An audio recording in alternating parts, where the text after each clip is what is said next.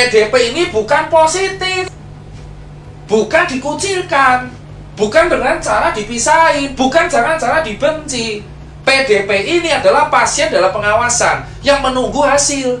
Kayak saya kemarin masuk rumah sakit, saya gejalanya 3 yang memenuhi: batuk, demam, baru 1 hari demamnya, dan riwayat kontak dengan red zone. Ternyata di hari kedua gejala saya sembuh. Saya langsung turun status jadi ODP. Di rapid saya pertama kali saya negatif. 7 hari kemudian saya di rapid negatif, saya keluar. Sambil nunggu, nggak perlu nunggu swab kalau misalkan rapid 2 kali dalam 7 hari itu negatif terus. So PDP itu bukan pasien COVID.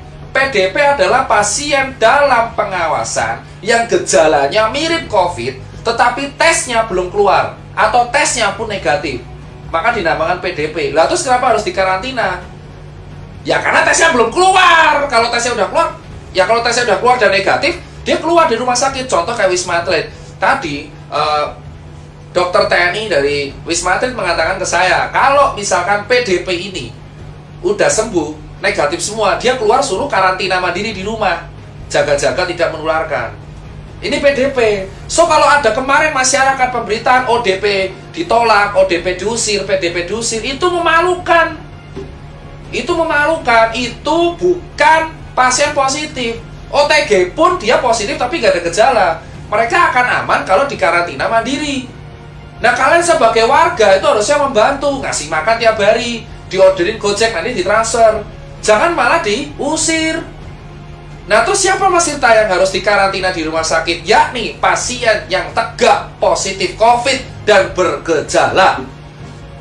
So kalau ada berita, Mas, teman saya positif COVID kok disuruh pulang? Karena nggak ada gejala. That's the meaning of carrier or OTG. So dia dikarantina mandiri di rumah karena nggak ada gejala. Kalau orang-orang yang nggak ada gejala dan positif COVID dikarantina di rumah sakit, ya tempatnya malah jadi penuh. Rumah sakit itu untuk orang triase merah, untuk orang triase merah yang bergejala dan PDP kuning yang bergejala, sehingga mereka harus disembuhin dahulu. So, teman-teman sekalian, pasien yang paling berbahaya, yang paling harus kita utamakan adalah pasien COVID-19 positif dengan gejala parah. Itu dikarantina isolasi.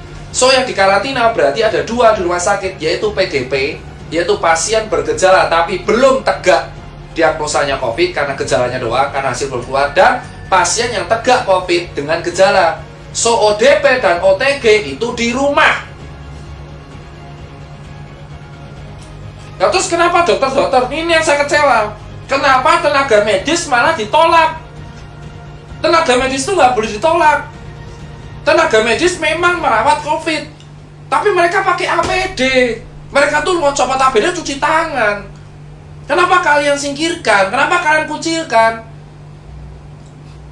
Itu tolong coy, ngucil-ngucilin orang-orang tenaga medis.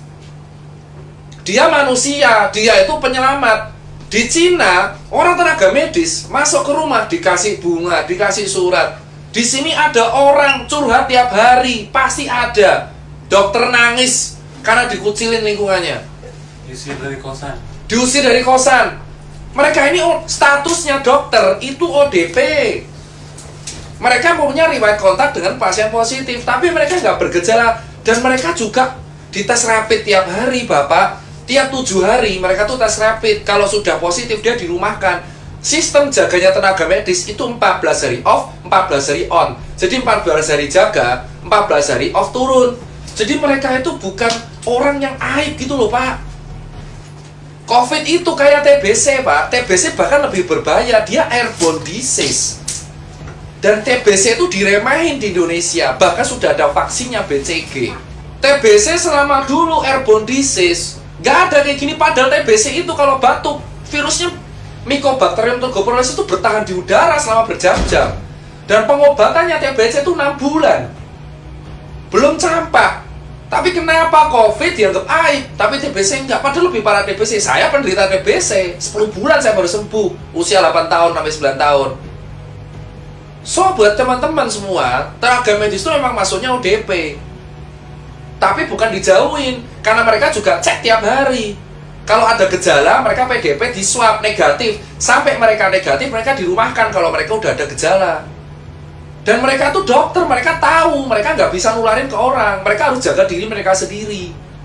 Bukan berarti ya, mereka tuh butuh support. Kita tuh butuh support. Nah ini sekarang jelas. Yang kelima apa? Jenazah. Kenapa jenazah harus ada metode khusus? Gini Pak, di undang-undang, saya lupa undang-undangnya berapa, mungkin teman-teman hukum bisa melengkapi, bahwa pada dasarnya di Indonesia, kalau ada penyakit wabah, itu ada teknik pemandian dan penguburannya. COVID itu kategorinya wabah, pandemik. Mau dia menular lewat cairan dan droplet, tetap ini harus mengikuti prosedural penguburan jenazah sesuai undang-undang. Yaitu yang ngubur harus tenaga medis, pakai APD lengkap, even itu tukang gali kuburnya, dan dikasih kain kafan, dikasih plastik, dibungkus peti mati, lalu dibungkus lagi plastik, dikuburin, gitu loh. Nah terus kenapa jenazahnya ditolak? Saya udah bilang, COVID tidak menular lewat airborne. Kalau di udara bebas, COVID menular lewat airborne kalau kena tindakan yang aerosol di mulut 3 jam doang, itu pun di rumah sakit biasanya. Jenazah ini harus kayak gituin karena itu undang-undang, namanya teknik pemulasaran atau apalah, teknik pengubaran sesuai undang-undang, karena wabah. Dan yang paling bisa kena itu ya tukang kuburnya. Kenapa kalian di desa malah nolak jenazahnya?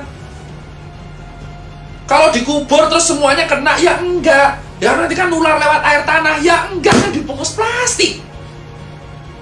Itu jenazah dibungkus plastik, terus dibungkus lagi sama peti, terus dibungkus lagi sama plastik lagi.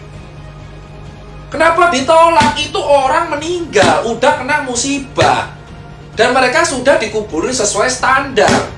Kantong jenazah juga dikasih kantong jenazah. Kok kalian takut banget sama orang yang udah meninggal? Harusnya didoakan, jangan ditolak. Kemarin saya dapat video jenazah dilempar-lempar itu ambulan karena gak izin kampung. Terus ngapa? Mau udah dikuburin sama tenaga medis. Ini ya jenazah dibungkus plastik, kasih kantong jenazah, masukin peti, petinya bungkus plastik, yang ngubur tenaga medis pakai APD semua. Terus kenapa kalian takut? Itu nggak nular lewat airborne. Yang bisa nular itu adalah dropletnya. Berarti kalau jenazah bisa nular, ya siapa tahu dropletnya keluar dari mulut, bisa jadi toh. Terus kita megang jenazahnya, makanya dibungkus mati-matian karena itu sesuai UU. Penyakit apapun yang dikategorikan WHO wabah, itu harus penguburannya khusus. Mau dia penularannya droplet, cairan, airborne, kalau udah wabah pandemik, penguburannya khusus. Kalau nggak khusus, itu melanggar undang-undang. Jadi kalian nggak perlu takut sama orang mati. Mereka itu udah kena musibah, takdir. Itu aja edukasi dari saya bagian 1.